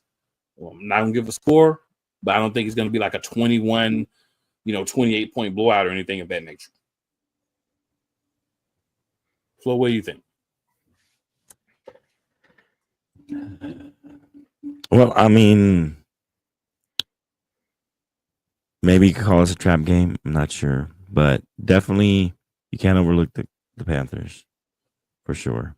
I mean, early in the season, the way the Panthers looked, you could kind of overlook this game, but they went and beat the Saints. They went and beat the Giants, which is not saying a lot, but they were in the game with the Chiefs and they were in the game with the Bucks, both potential playoff, or one is for sure a playoff and one's potential playoff. Lost those games by 3 points. And so Bryce Young himself has been looking better the last 2 games. I think he threw 263 against KC, 298 against Tampa Bay, who's got a solid defense, even though they're banged up. I mean, he's looked better. Sitting him, then bringing him back later in the season seems to have been a good thing for him to sit back and learn. And so I think, for Carolina, they may have their quarterback of the future. They just need to get pieces around him. They may need to get a new coaching staff. I'm not sure, but it looks like they may have their quarterback. And so this is one of those games. Bryce Young looks better and better, and so you can't overlook them. I still have the Eagles winning this game, but this might be a nail biter, just because, like you said, partially trap game, partially Carolina looks good and they're balanced on offense. Bryce isn't just doing everything. And so, and the defense is pretty solid. I mean, they've been okay the last few games and they've kept the team in the game, even against the Chiefs and the Bucks. So we'll see what happens. I think the Eagles still win this. It'll probably be closer than the Eagles fans want it to be. It's probably going to be, I'm thinking like, we want to be. Well, I'm just saying, like, I'm talking about a field goal wins it, something like 23-22, something like that, 23-21, something like that, or you win it at the end by a field goal. But I think this will be a close game for whatever reason. The Panthers are playing well. I mean, at some point you give up, but right now, so with Bryce coming back and they were in both those last 2 games, I just feel like this is one of those games where, and they may get a little momentum with this Carolina. Maybe they have another good game after that. So, and then we're going to have to play them tough, but we'll see what happens. But I think the Eagles still win this. They edge this game out in the end. Yeah. I forgot to also add, the reason I say trap game is because you got this nestled between playing the Ravens and the Steelers. So you could be looking ahead and looking back at the same time. So that's why I say That's fair. Feels like a trap game to me. That's a good point. But you made a good point today. That's a good point. Well, thank you, sir. I appreciate that you think I made a good point. Yeah, at least one. No, you made a couple good points. As you can tell, man, me and Flo, this is just who we are. When we're together, this is who we are. Scrub. I was about to say Team Saquon. Scrub. Team Saquon. Team Saquon. You wish you had that echo. I really do right now. All show. Team Saquon. Listen, I do like that echo. That's a good echo. I will say this: the Panthers have been playing better as of late. Now, obviously, the game against the Bucks, Bryce Young had the ball in his hands too much because they weren't able to run the ball. They forced turnovers on Baker Mayfield, so that's how they were able to stay in the game. Basically, the Eagles need to just continue what they've been doing. Don't turn the ball over. Utilize the run game. And then defensively, just keep the Panthers from running the ball.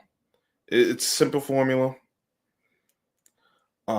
It's not going to be easy because the Panthers are make Bryce of course, make Bryce beat you, but the quality of football the Panthers are playing has been better as of late than it was early on. Yep. Mm-hmm. So it's still just gonna come down to being staying fundamentally sound. Just I think the Eagles, if you could get also, like Cool said, he's not anticipating a fast start. Neither am I. But if you can get off to a fast start, do it. You definitely do it. Put these guys away early if you can. Don't let them hang around. If you win the coin toss, I would pick the Panthers to cover. You could say that. If I'm the Eagles, if we win the toss, I would actually accept. I get the ball first. Try to get some of this momentum change with these slow starts. But yeah, I think the Eagles will still win. Probably be like 27-17. I don't think the Panthers aren't going to roll over and call it a day. But I don't think they have enough to getting 13.5. That's a lot. I don't think they'll ultimately win. I will say this: if the Eagles jump on them early, they could cover that spread. Yeah, I think if Eagles get it early, like you want them to do. Yeah, I think if they get it early, I think they'll get snowball. Snowball. I think they'll get a turnover at some point that makes it a 2-possession game, and I'll end up holding them. That's fair. That could happen. As long as they jump on them early, I think that's a possibility. Yeah, you do have to jump on them early. I agree, and that's not something we do well. Yeah, but if you do, I think you blow them out. If we do, yeah. All right, Sam. Did everybody go? Oh, okay. I was gonna say, did everybody go? That's a big if. Speaking about jumping on them early, so I know this is the Panthers. I know that they're probably one of the worst teams in the league currently. But Bryce Young has looked pretty good, over the past couple of stretches, the last little stretch here after getting benched initially. So I actually am very encouraged by what he's doing, and I think he's a better quarterback than a lot of people gave him credit for, overall. So I'm glad to see that for him. I still think the Eagles win this game, but I expect it to be a close game, much like you guys said. I don't expect this to be a blowout.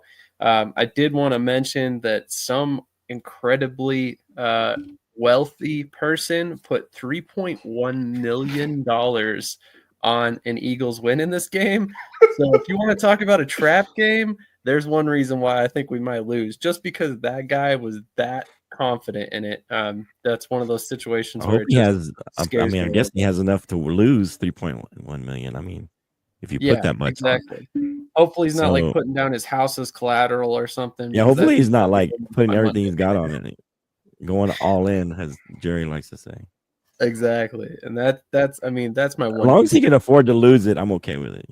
Exactly. And hey, if you can afford to lose $3.1 million, you're doing a lot better than me, obviously. So good for you. All of us better than all of us.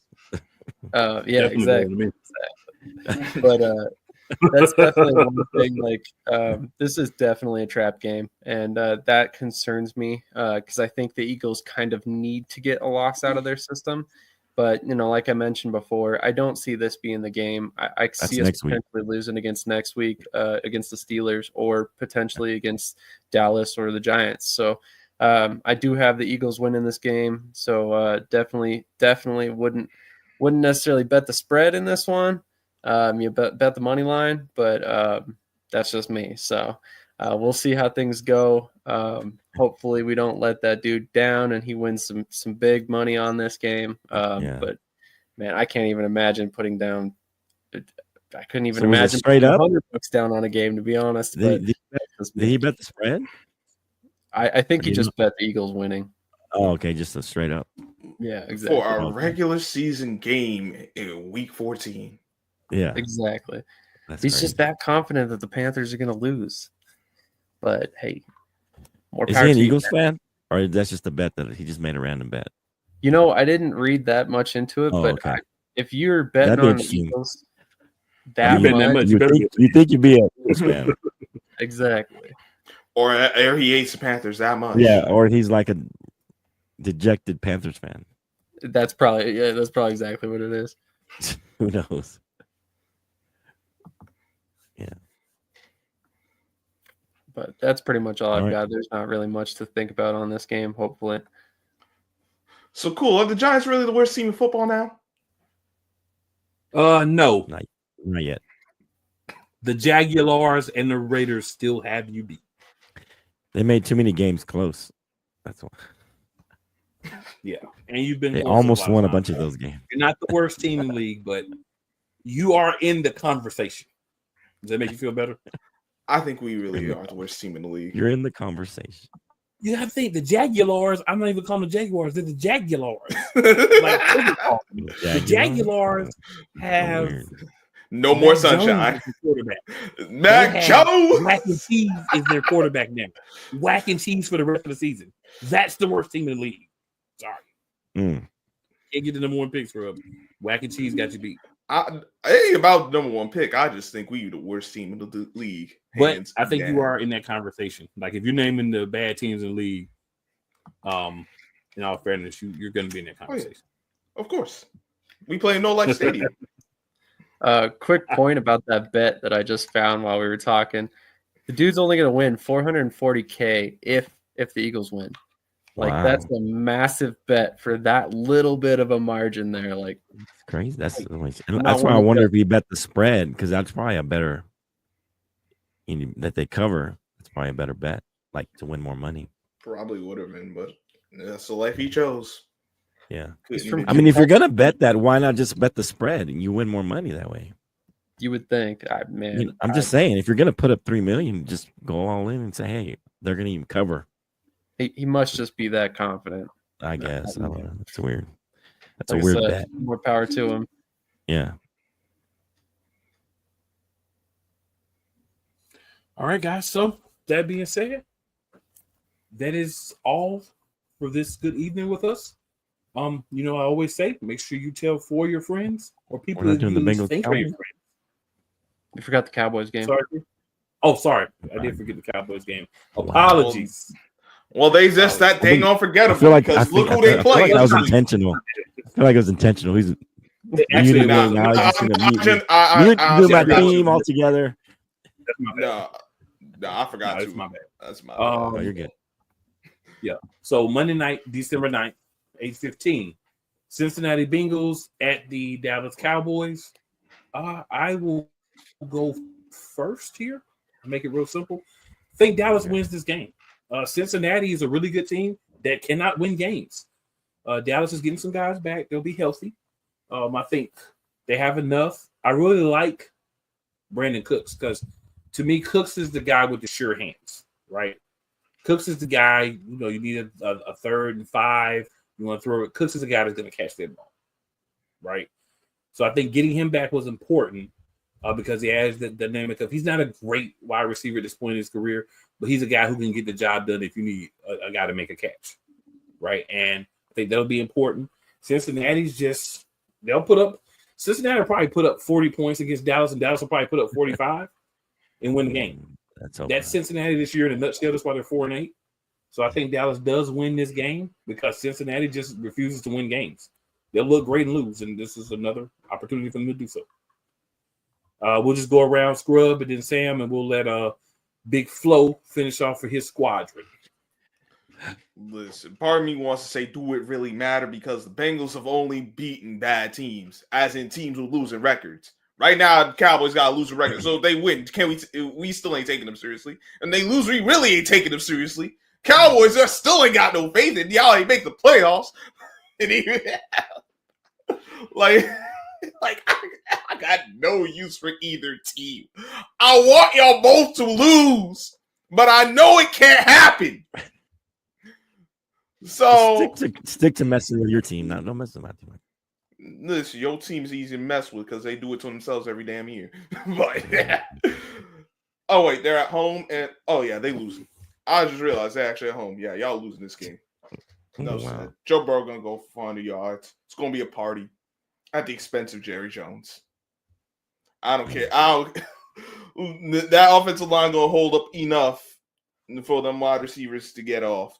Jamar Chase, I think he's gonna have like a $150. That's not to say y'all can't win, because I actually think y'all can. Because like we said, the Bengals aren't very good either, but I'm going with the Bengals. Y'all playing at home. You only beat the Giants at home, and they're just the worst team. So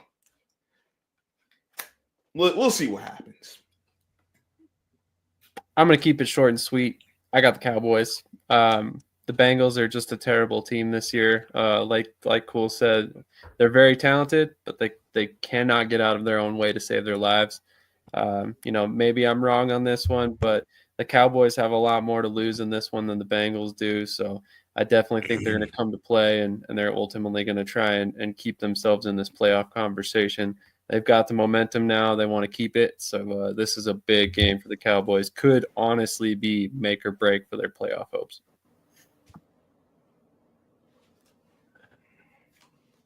So go ahead, Flo. Yeah. Let's see what the Bengals have to play for. I mean, I don't think they've been officially eliminated from the playoff race, but it's probably getting there for them. I mean, they got 8 losses, so I'm hoping that they're starting to pack it in, but who knows?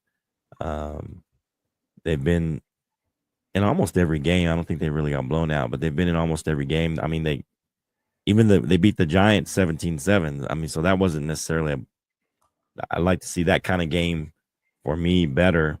The Bengals, they're still kind of technically have playoff hopes but they have to hope that Denver or Baltimore falter quite a bit in this stretch run. But technically they're not eliminated. So I'm going to assume we're going to get their best and try and win this. But if the Bengals lose this game, I'm going to say that's it for them. I mean, 9 losses they're not going to be able to come back from that.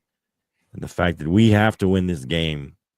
So I'm going to take my Cowboys to win this game, but I'm hoping it's not a shootout because Cooper Rush cannot win a shootout. That's not games that we win. That's not how we've been winning all year. When we won, we really don't get into shootouts. The games where, we've won, it's been where it comes down to the end. The Steelers game when we played a good team. Even the Giants game, 5-point game. This one was a 7-point game against the Giants. Even when we beat Washington, it was kind of a shootout, 34 points, but we kind of got some special teams and the defense and stuff like that. And so, man, I'm hoping it's not a shootout. I'm hoping it's in the 20s and we just control the clock and, our defense comes through as they're getting healthy. Overshown has another good game. Micah has a good game. Disrupt Joe Burrow. That's the way we can win this game is disrupt Joe Burrow. Don't let him get going. He's having a great season offensively. Defensively, they haven't been able to win or make the stops they need. And to be fair, Joe has not been able to make those plays, in certain series, they either go 3 and out or it's a turnover or whatever it is. Even though he had a great game, that one when they really needed it, it didn't come through. So I'm kind of hoping it's a 10-point game, but I'm thinking it's going to be a close game. Maybe Aubrey comes through and gets us a 60-yarder and wins the game, on a 60-yarder or something crazy. But it's going to be one of those games that's I'm going to be pulling my hair out again. So I'm not looking forward to it because we need this game. It's do or die right now. So I don't want to know if I put a score. I'm going to say a 3-point game. Maybe Aubrey pulls it out with the last few second field goal. Something like that. We'll see. Fair enough. So now we have completed the games for this week. My bad again, Flo. I wasn't intentionally leaving out. I did forget because we such great conversation tonight, Right. But except when you muted me. Yeah, but your team's forgettable. And so I had to get it in there. That's fair. I won't hold it against you this time. I did mute myself so I wouldn't be the choir behind Sam while he was going. So I did do that. Right. Hopefully this doesn't happen again. Hopefully, man. Hopefully you control it better. Hopefully, man. I gotta control myself. Sometimes I get going. Well, I mean, we can only hope. But hope will only take you so far. Hope and pray. Really have fun, I get delivered from that. Hey, talk to Jameis, man. Talk to Jameis. I'll tell Jameis. By the way, Jameis, I know he has nothing to do with the NFC East, but Jameis is a treasure, yo. This man is a treasure. I don't think he's even being funny, but he's a treasure. No, he is, because he's funny and he's not really trying to be funny a lot of times. But it's a good dude not in a too. bad way. Like, he's just funny because he just says stuff. Hilarious. Yeah. Yeah, guys. He's a good guy. He's a good guy, though. Or people you think are your friends who may or may not actually like you. And also make sure you tell 4 people who don't like you to come and check out the NFC Beast on all the wonderful places that you can find it. Because just because they may or may not like you does not mean they will not like us. And since we're in the holidays, we're switching up the end. So here it goes. You have friends, family members who are missing, parents, siblings, children, their significant other due to their passing. Make sure you check on those people during the holiday season. It is a difficult time. I myself have lost my parents. It's a difficult time. And some people who may have other losses or losses piled on top of each other, they may not be in the right mental mind state. So I encourage you to reach out to them. If you live close to them, go by and check on them. Taking 10 to 15 minutes to go check on somebody or to call somebody will make you feel a lot better than having to put on a black suit or a black dress and go and say goodbye to them forever, prematurely. So take that time, guys, because mental illness, depression, those things can get to people. And this is a time where those people need your support. So make sure you do that for your boy. I'm not in that situation, but I know some people who could be close to that. So make sure you check on people, man. We all need help. You know, holiday season, especially if you're missing children. Even if everything's all good, man, still just checking on you people, man. Like you never know. It's always good to see how everyone's doing. Something might just happen like right before you come in, or maybe their day just brightens up because you just checked in on them, said hello, how you doing, had a little conversation with them. Like, definitely make sure you do it. Hey, I'm gonna say something just real quick. Sure, sir. I don't know if you guys know I'm in the Army, but I work with the chaplain, and we always get people that come in and talk to us and stuff. And we did have a suicide a few months ago, and they didn't know. They were talking about the future. It was just a shock to everybody. And so you just never know what someone's going through. And so even if they look happy, you just ask them, hey, everything okay? And it's, it's not just a passing thing. You just say, hey, no, really, are you good? Everything good? And have a serious conversation every now and then. It doesn't have to be every day. But you never know who you're going to affect just by asking them if they're okay and is everything good in their life. Do they need anything or they need to talk? Because you never know when you might stop that person, who's thinking about hurting themselves or something like that. So, but yeah, definitely reach out, even when you may not feel like they need it. Just every now and then, reach out to your buddy and make sure they're okay. Absolutely. So with that, guys, we are out. Do you have something to say, Sam? No. All right. No, you guys just struck a chord there with me at the end. Yeah.